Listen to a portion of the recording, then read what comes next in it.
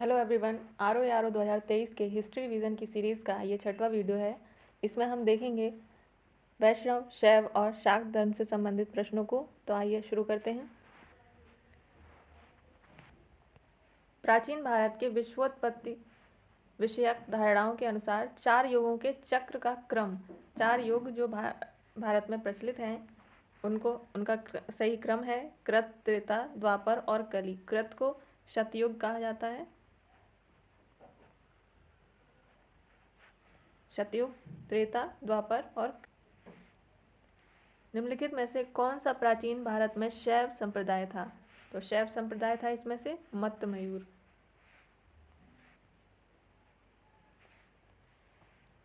अर्धनारीश्वर मूर्ति में आधा शिव तथा आधा पार्वती प्रतीक है। तो यह प्रतीक है देव और उसकी शक्ति के योग का। शिव और शक्ति के योग का है, देव और उसकी शक्ति का योग। नयनार कौन थे? तो नयनार थे शैव।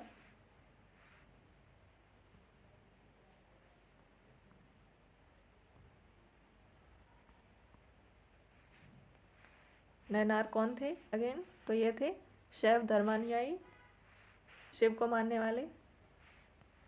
निम्नलिखित में से कौन अलवार संत नहीं था? तो अलवार जो होते हैं वह होते हैं वैष्णव, विष्णु को मानने वाले वैष्णव संत होते हैं। तो इसमें पोएगई, पूडम और तिरुमंगई ये वैष्णव संत हैं, जबकि तिरुज्ञान एक शैव संत हैं।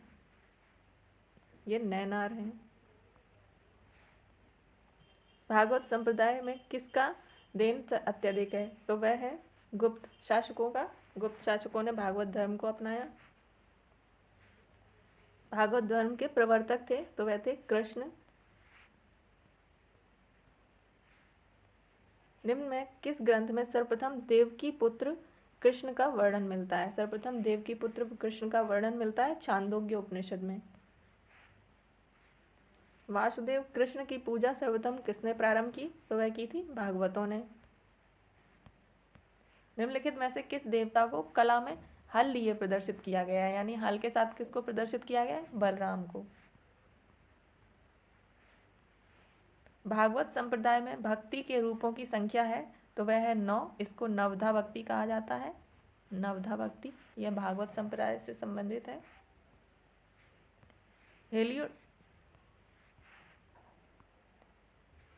हेलियोडोरस का बेस नगर अभिलेख संदर्भित है तो वह है केवल वासुदेव से। इसमें हेलियोडोरस जो कि तक्षशिला का निवासी है, तक्षशिला का निवासी है और यह एक राजदूत है, यवन राजदूत। यह एक यवन राजदूत है जो कि भारत आया है और उसने वासुदेव कृष्ण की भक्ति स्वीकार की है और खुद के भागवत हो जाने का वर्णन दिया है। एक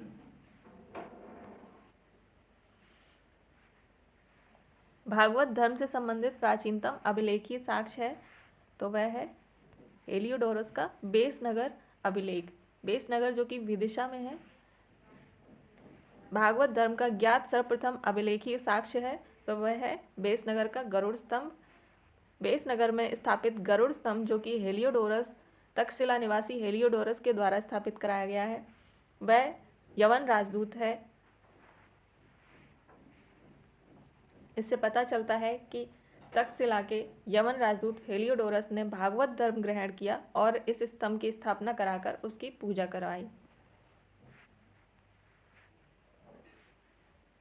बेस नगर अभिलेख का हेलियोडोरस कहाँ का निवासी था? तो वह था तक्षशिला का निवासी। विष्णु के किस अवतार को सागर से पृथ्वी का उद्धार करते हुए अंकित किया जाता है? तो वह किया जाता है वराह अवतार को। यह गुप्तकालीन रचना, इससे संबंधित वराह अवतार से संबंधित गुप्तकालीन रचनाएं मिलती हैं।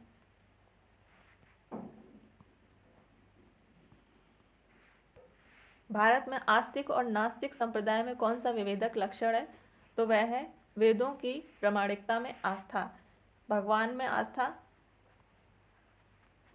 यह आस्तिक और नास्तिक होने का नहीं है, बल्कि वेदों की प्रामाणिकता में विश्वास रखना ही भारत में आस्तिक और नास्तिक होने का विभेदक लक्षण है।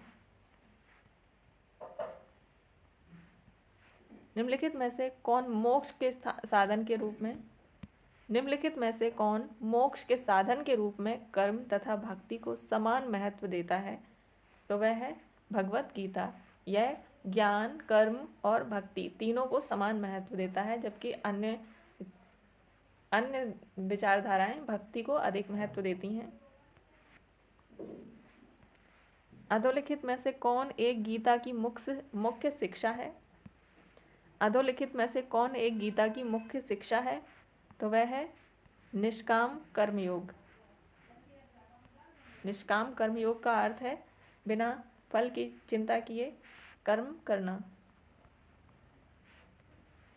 भारतीय संस्कृति में निम्न में से किससे अनंग कहा गया है? तो अनंग किसको कहा गया है? कामदेव को। निम्नलिखित में कौन प्रस्थान त्रयी में सम्मिलित नहीं है? निम्नांकित में से कौन प्रस्थान त्रयी में सम्मिलित नहीं है? तो वह है भागवत, भगवत गीता, ब्रह्मसूत्र और उपनिषद मिलकर प्रस्थान त्रयी का निर्माण करते हैं। वह प्राचीन स्थल जहाँ 60,000 मुनियों की सभा में संपूर्ण महाभारत कथा का वाचन किया गया है, तो वह है नैमिषारण्य, जो कि सीतापुर उत्तर प्रदेश में पड़ता है। यहाँ पर हुई थी 60,000 मुनियों की सभा, जिसमें संपूर्ण महाभारत कथा का वाचन किया गया है। रामायण के किस कांड में राम और हनुमान की पहली भेंट का वर्णन है? तो वह है किष्किंधा कांड में। कलिका पुराण किस धर्म से संबंधित है? तो वह है शाक्त धर्म से। कलिका पुराण को सती पुराण भी कहा जाता है या काली पुराण भी कहा जाता है।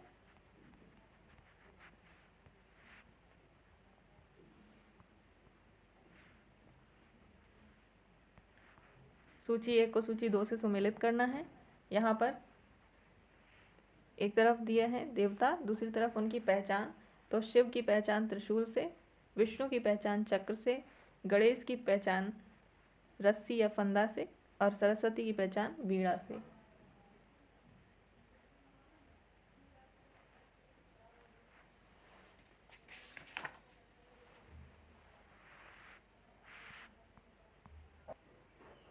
पुरी में रथ यात्रा किसके सम्मान में निकाली जाती है? तो वह निकाली जाती है भगवान जगन्नाथ के।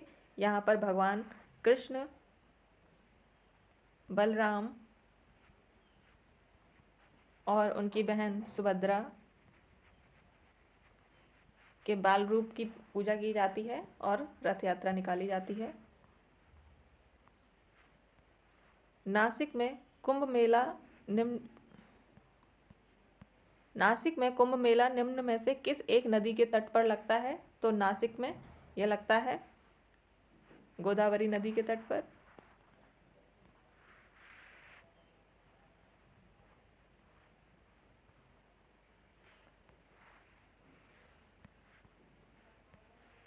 सूची 1 को सूची 2 से सुमेलित करना है।